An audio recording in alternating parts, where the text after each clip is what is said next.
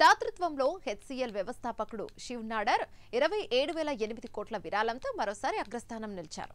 రెండో స్థానంలో ప్రపంచ కుబేరుల్లో ఒకరైన ముఖేష్ అంబానీ, మూడో స్థానంలో బజాజ్ ఫ్యామిలీ నిలిచింది. ఈ ఏడాది మొత్తం 10,380 కోట్ల విరాళాలను 191 మంది దాతలు ఇవ్వడం జరిగింది. ఇందులో మహిళల్లో రోహిణి నీలేకని, యువతలో నిఖిల్ కామత్ టాప్ లో ఉండగా, ఇక వీరు ఇచ్చిన విరాళాల్లో సింహభాగం విద్యారంగానికి కేటాయించడం జరిగింది.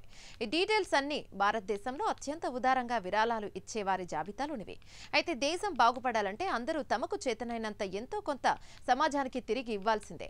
అప్పుడే దేశంలో సంక్షేమ కార్యక్రమాలు మరింత వేగంగా ముందుకు పోతాయి. ఇక ఈ విషయంలో మన దేశంలోని సంపన్నులు ముందంజలో ఉన్నారు. ఎందుకంటే భారత కుబేరుల్లో దాతృత్వ గుణం గతం కంటే పెరుగుతోందని ఈ తాజా నివేదిక స్పష్టం చేస్తోంది. ఎడెల్ గివ్ హురూన్ ఇండియా తాజాగా ఫిలాంథ్రపీ లిస్ట్ 2024-25లో విడుదల చేసింది.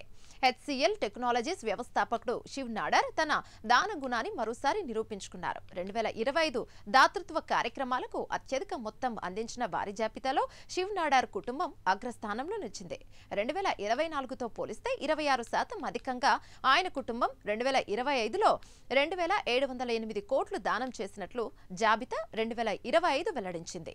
అంటే ఆయన రోజుకు 7.4 కోట్లు సమాజానికి తిరిగి ఇచ్చారు. గత 5 ఏళ్లలో మన దేశంలో అత్యంత దానశీలిగా శివ్ నాడార్ నిలవడం ఇది 4సారి.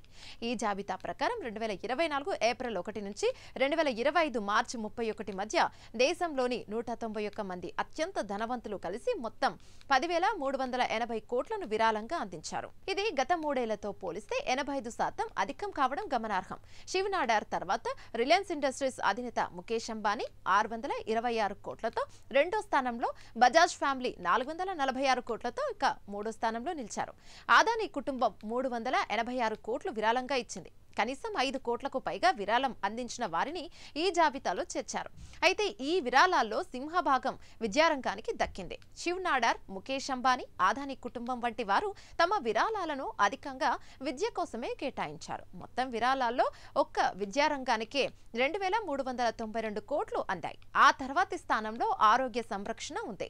ఈ రంగానికి 971 కోట్లు రాగా, హిందూజా ఫ్యామిలీ అధికంగా దీనికే కేటాయించింది. పర్యావరణ పరిరక్షణ కోసం అంబానీ కుటుంబం 171 కోట్లు వెచ్చించింది. ఇక ఈ లిస్ట్ లో ఈసారి పలు ఆసక్తికరమైన అంశాలున్నాయి. మొత్తం 191 మంది దాతలలో 24 మంది మహిళలు ఉండగా, వీరిలో రోహిణి నీలేకని 204 కోట్లతో అగ్రస్థానంలో ఉన్నారు. మరోవైపు జెరోదా సహా వ్యవస్థాపకుడు నిఖిల్ కామత్ వరుసగా 4వసారి అత్యంత పిన్న వయస్కుడైన దాతగా నిలిచారు.